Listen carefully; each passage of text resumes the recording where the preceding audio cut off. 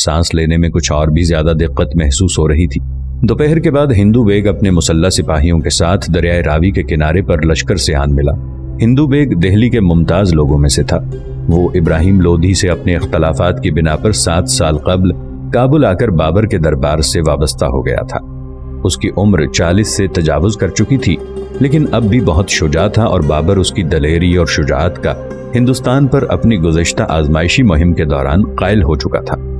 Babar Hindu bag की कदर सिर्फ उसकी दलेरी की बिना पर नहीं, बल्कि इस वजह से भी करता था कि हिंदू बेग अपने मुल्क में निफाक व अदावत के माहौल को ख़त्म करने का मुतमन्नी था और चाहता था कि ये मकसद फजूल खून खराबे के बगैर ही हासिल हो जाए। वो तुर्की और फारसी ज़बानों पर उबूर रखता था, मुताला भी खासा वसी था, इसीलिए उन बेगों में शुमार होता था जिनसे बेतकल्लुफ़ गुफ्तगू बाबर के लिए बाइस मुसर्रत होती थी। बाबर की गुज़श्ता मुहिम के दौरान हिंदू बेग के दानिशमंदाना मुज़ाकरात की बदौलत ही दरिया जहलम के किनारे वाक़े शहर भेरा ने जंग के बगैर ही शाह काबुल की इताअत कबूल कर ली थी। इसके बाद हिंदू बेग को इस खुशहाल इलाके का सूबेदार बना दिया गया था।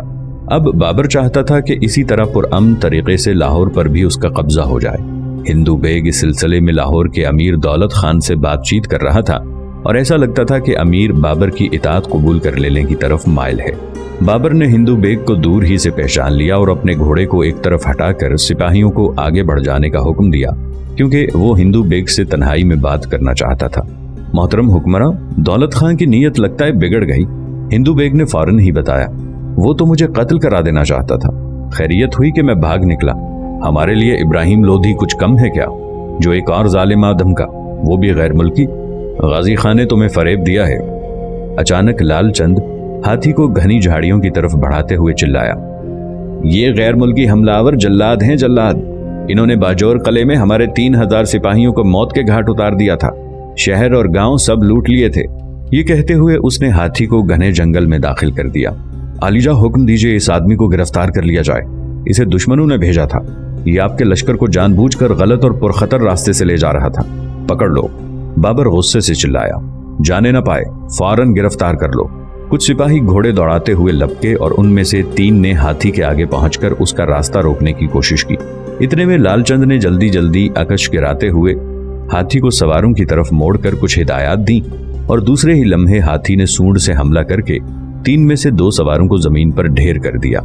ये देखकर सब हक्का बक्का रह गए। तीसरे सवार ने अपने घोड़े को रोका और तेजी से पीछे हटाकर जंगल में जा छुपा। हाथी ने, जो इस मुठभेड़ और महारत की ललकारती हुई आवाजों से बेपर उठा था, जोर से चिंगाड़ मारी और जंगली बेलों को चीरता और दरख्तों की शाखों को चुरमुराहट के साथ तोड़ता हुआ जंगल में दाखिल हो गया। तीर चलाओ, बाबर चीख उठा, लेकिन घने जंगल ने तीरों के रास्ते में दीवार का काम किया। सिर्फ चंद तीर ही शाखों में उलझते उलझाते धीरे से जाकर हाथी के लगे, जिनसे उसे कोई नुकसान न पहुंच सका। बंदूकचियों को भरी हुई बंदूकों की फिलितों में चमकाक रगड़कर आग लगाने और निशाना दुरुस्त करने में इतना वक्त लग गया कि लालचंद उनकी गोलियों की पहुंच से बाहर हो गया। जख्मी सिपाहियों को अराबे पर बिठा दो और उनके घोड़ों को पकड़ लाओ, बाबर ने हुक्म दिया। और इस बदमाश को इसकी करतूत की सजा जरूर मिलनी चाहिए। कमबख्त को घेर लो, जंगल का मुहासरा कर लो फौरन। सारी कोशिशें रायगा गईं, क्योंकि चारों तरफ घने जंगलात फैले हुए थे। हिंदू बेग, अब आप रास्ता दिखाएंगे। आपका हुक्म सर आंखों पर आलिजा। शाम होते होते हिंदू बेग लश्कर को सरसब्जो शादाब मैदानी इलाके में ले आया। बाबर ने, जो थकन से नढाल हो रहा था, हुक्म दिया कि उसका खैमा वहीं नस्ब कर दिया जाए और लश्कर पड़ाव डाल दे। जल्द ही लालचंद का ताक़ुब करने वाले सिपाही भी वापस आ गए। उन बेचारों के लिबास तार तार हो चुके थे। घोड़े कीचड़ में लथपथ थे और खुद उनकी थकन का यह आलम था कि काठियों पर बैठा नहीं जा रहा था। सुबह को दौलत खां और दिलावर खां कोई 50 अफराद के साथ बाबर के पड़ाव के करीब आकर ठहर गए। ये लोग बाबर से अपनी वफादारी के इजहार और उसकी इताअत कबूल करने के सिलसिले में लाहौर से आए थे। पहरेदारों को हुक्म दे दिया गया कि इन अफराद को लश्करगाह में आने दिया जाए, लेकिन बाबर ने मुलाकात के लिए सिर्फ दिलावर खां ही को अपने खैमे में तलब किया। उसने दिलावर खां को अपने मुअज़्ज़ज़ व मुक़र्रब बेगों के दरमियान बिठाकर खैरियत पूछी और फिर सख्त लहजे में बराह रास्त दरियाफ्त किया।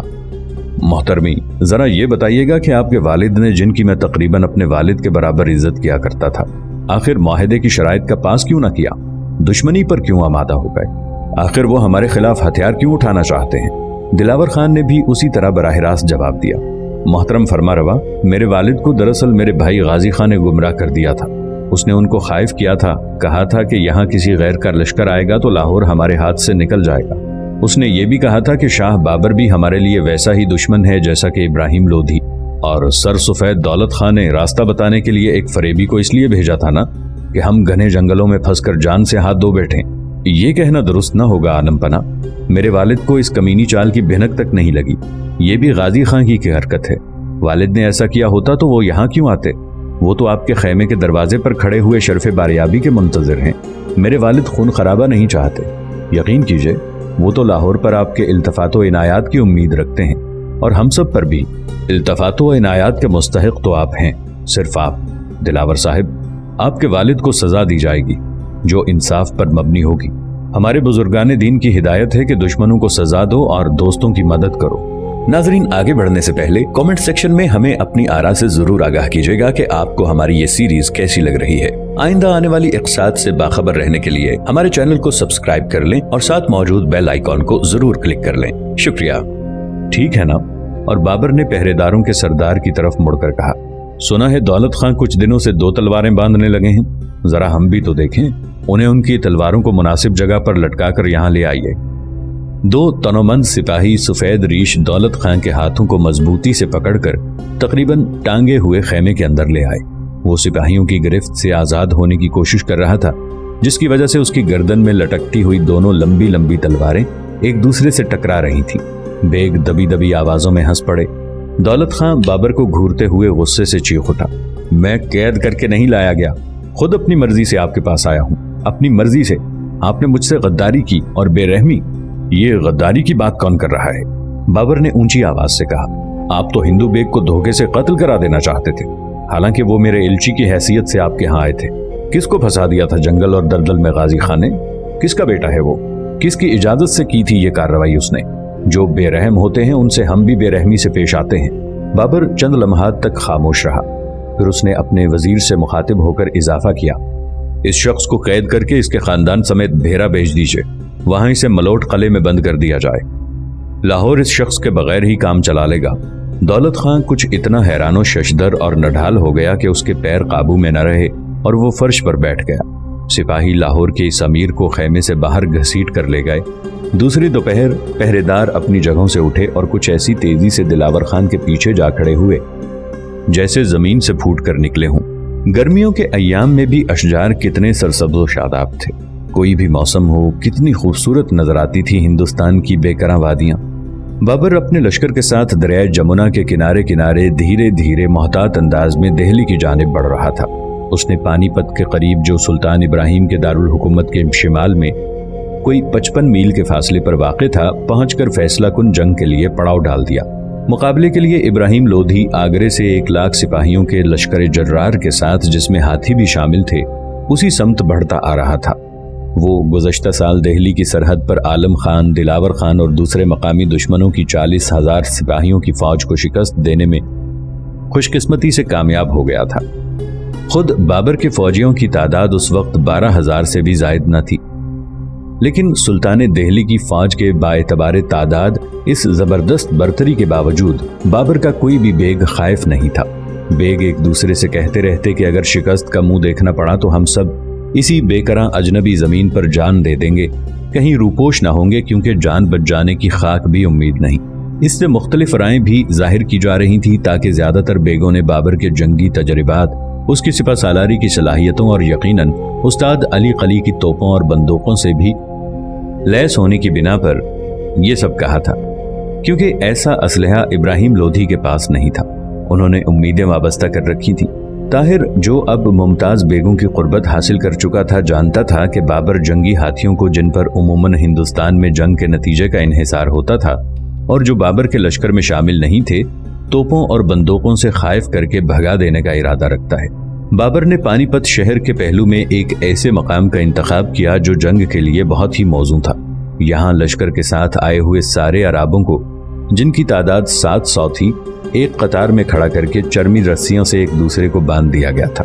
हर 2 गाड़ियों के दरमियान 6-6, 7-7 धस रख दिए गए थे। इन अराबों और धसों की आड़ से बाबर के बंदूकशियों और तोपचियों को गनीम पर गोलाबारी करनी थी। बाबरी मेमना की हिफाजत के लिए दाएं जानिब गुंजान आबाद शहर पानीपत रुकावट का काम दे रहा था। मैसरा की हिफाजत के लिए बाबर ने एक काफी लंबी खंदक खुदवाई, जिसके किनारे किनारे दरख्तों को काट काट कर उनकी बाड़ भी खड़ी करा दी गई। दूसरी जगहों पर भी कुछ खंदकें खुदवाई गईं। बाबर ने तमाम तैयारियां वक्त के अंदर ही मुकम्मल कर ली, ताकि जंग खुद उसके मंसूबे के बमूजिब हो, दुश्मन की मर्जी के मुताबिक नहीं। दुश्मन के लिए सिर्फ एक ही रास्ता खुला रह गया था, वो बाबर की फौज पर सिर्फ सामने से ही हमलावर हो सकता था। सब कुछ इस बात पर मुनहसिर था कि खंदकें और अराबे तादाद में 10 गुना बड़े और ताकतवर लश्कर के दबाव को किस हद तक कम कर सकेंगे। ताहिर को काबुल में अपने क़याम के इब्तदाई बरसों में अंदजान और क़वा की याद बहुत सताती रहती थी। अब वो काबुल को याद करके उदास हो रहा था। काबुल में उसका मकान था, जिसमें वो अपनी बीवी राबिया, बेटे सफीर और मामू फजलुद्दीन के साथ गुज़िश्ता 15 बरसों से जिंदगी गुजार रहा था। एक ज़माना वो भी था जब ताहिर किसी जंग में शिरकत के मौके पर मौत का ख्याल भी दिल में नहीं लाता था, लेकिन आज वो बार बार दुआएं मांग रहा था। परवरदिगार, मुझे इस जंग में हलाक होने से महफूज रख।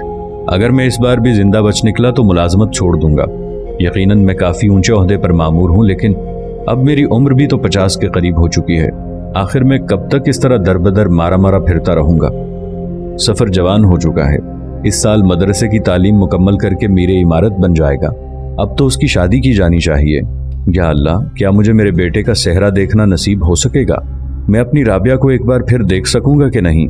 मुझे जंग में हलाक होने से बचा परवरदिगार। शराब उदासी, खौफ और अजियत दे ख्यालात से किसी हद तक निजात दिला देती थी। हिंदुस्तान में अंगूर बहुत कम पैदा होते थे, इसलिए अंगूर की शराब बहुत कम बनती थी। बेग महवे की तेज शराब से काम चला रहे थे।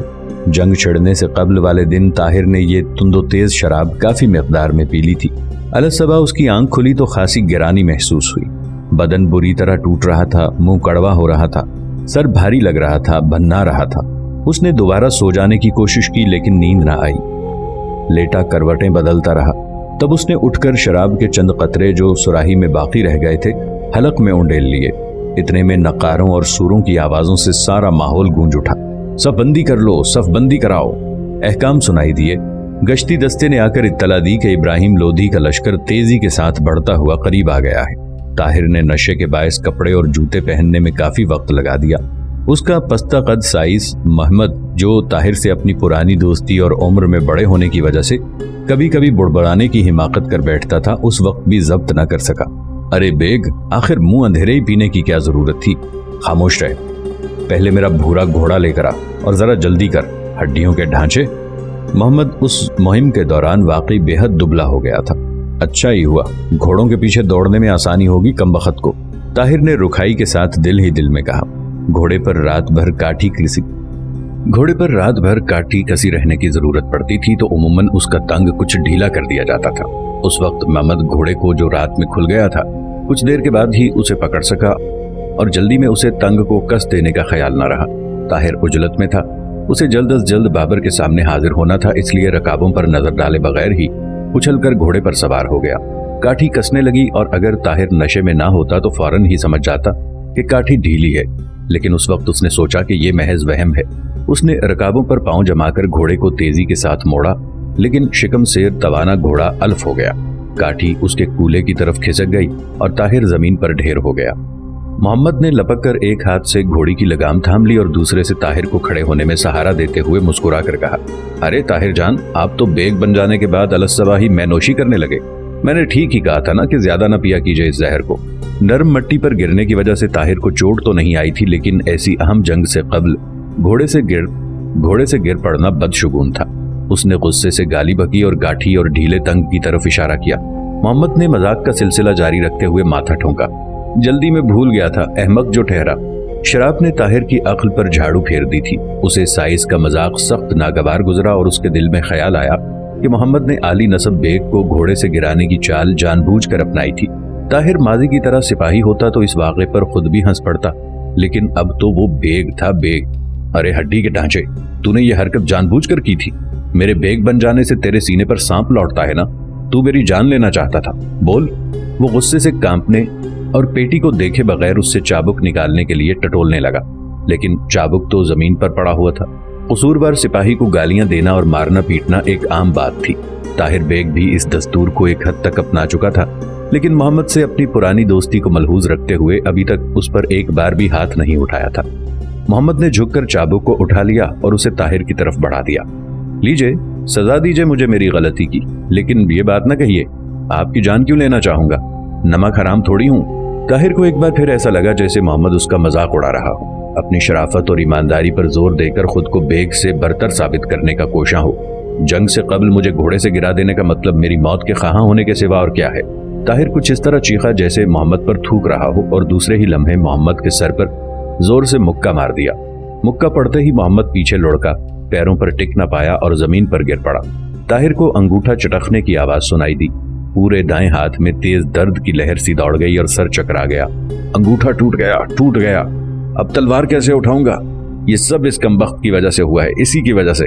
ताहिर ने अब उसके मोहम्मद पर जो उठने की कोशिश कर रहा था अपने बाएं मुक्के से वार किया और बेचारा साइस दोबारा जमीन पर ढेर हो गया। इतने में एक कव्वीउल जुस्सा सिपाही मोहम्मद की तरफ से बोल पड़ा, रहने भी दीजिए बेग साहिब, इस बारी ने माफ कर दीजिए। मोहम्मद तो आपकी खातिर जान देने को भी तैयार रहते हैं। तंग को मैं खुद ही कस देता हूँ, चंद लम्हे ठहर जाइए, ये लीजिए, ठीक हो गया, सवार हो जाइए। ताहिर घोड़े पर सवार होकर रवाना हो गया। वो अपने सूजे हुए अंगूठे को, जिसमें हल्की सी जुम्बिश से भी नाकाबिले बर्दाश्त दर्द महसूस होता था, बार बार देखे जा रहा था। और जब वो बाबर के निजी मुहाफिजीन के इकट्ठा होने की जगह के करीब पहुंचा तो उसके दिल में ख्याल आया, बस अब और कामयाबी मेरे मुकद्दर में नहीं। कमोबेश 20 सिपाही ताहिर के पीछे पीछे घोड़े दौड़ाते चले आ रहे थे। इनमें मोहम्मद भी, जिसके चेहरे पर हवाइयां उड़ रही थी, शामिल था। दरअसल कायदा यही था, बेग सिपाही को कितना भी क्यों न ज़दोकोब करता, सिपाही को अपने बेग के हमरकाब रहना ही पड़ता था। आफताब तुलू होकर सुल्तान दिल्ली के बेशुमार लश्करियों की सफ़ों को धूप में नहलाता हुआ तेजी से समतुर रास की तरफ बढ़ने लगा। इन यकसा और एक दूसरे से करीब करीब वाक़े सफ़ों ने लगता था कि सारे उफ़क़ को ढक लिया है। इन्हीं सफ़ों के दरमियान जंगी हाथी भी मौजूद थे, जिनके भारी भरकम जिस्म तो इस टीले पर जहां बाबर अपने मुहाफिजीन के दस्ते के साथ खड़ा हुआ था पूरी तरह नजर नहीं आ रहे थे, लेकिन उनकी तादाद को देखकर रूह लरज़ उठती थी। वहीं कहीं सबसे बड़े हाथी पर इब्राहिम लोधी बैठा हुआ था। ये हाथी उसके लिए जाए मुशाहिदा के भी काम दे रहा था, क्योंकि वो उसकी पीठ पर से सारे मैदान जंग पर नजर रख सकता था। मुहिब दुश्मन करीब आता जा रहा था, लेकिन बाबर को किसी किस्म की घबराहट महसूस नहीं हो रही थी। उसके अराबों और धस्सों की दीवार मजबूत थी। उसके मेमना की कमान उसका ज़हीन और नडर बेटा हुमायूं कर रहा था, जिसके साथ ख्वाजा कलाम बेग, हिंदू बेग और दीगर मोतबर और तजर्बेकार सिपासालार भी मौजूद थे।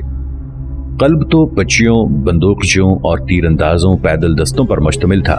मेमना और मैसरा के घुड़सवार दस्ते तूफानी हमलों के लिए तैयार खड़े थे। जंगी हाथी पर सवार सुल्तान इब्राहिम के साथ बेशुमार पैदल सिपाही आगे बढ़ रहे थे। इतनी कसीर तादाद के लिए मैदान तंग साबित होने की बिना पर सिपाही अपनी सफ़ों में एक दूसरे के जिस्म से जिस्म सटाकर चलने पर मजबूर हो गए थे। इसी वजह से उनकी रफ्तार बहुत धीमी थी। ये बेहतरीन मौका था तलगमा के लिए, जो एक ज़माने में शैबानी का सबसे मौसर हरबा रह चुका था और अब बाबर का भी सबसे मौसर हरबा बन गया था। मेमना और मैसरा के किनारों पर इंतहाई सबा रफ्तार घोड़ों वाले दस्ते गनीम पर टूट पड़ने के लिए तैयार थे। ताहिर बाबर से कुछ पीछे शाही मुहाफिजीन और दीगर अफराद के साथ खड़ा हुआ था। बादशाह से थोड़ी ही दूरी पर पैगाम रसानों के साथ वो बेग खड़े हुए थे, जिन्हें फौज के मुख्तलिफ हिस्सों के दरमियान तालमेल कायम रखने की जिम्मेदारी सौंपी गई थी। बाबर खुद एतमादी से मामूर और वाज़े लहजे में अहकाम जारी कर रहा था। हम लोग उस शख्स के पीछे पीछे चलते रहे हैं और कितनी ही जंगों से जिंदा और सलामत बच निकले हैं। ताहिर ने खुद को तसल्ली देते हुए सोचा, अगर मिर्जा बाबर जिंदा रहे तो मैं इस बार भी जिंदा बच निकलूंगा। स्याह आंधी का जो करीब से करीब तर आती जा रही थी, किसी जवाबी इक़दाम के बगैर बेहिस हरकत खड़े खड़े इंतजार करते रहना बेहद दुश्वार साबित हो रहा था। बहुत से बेग मुतफक्कर और मुस्तरब होने लगे थे।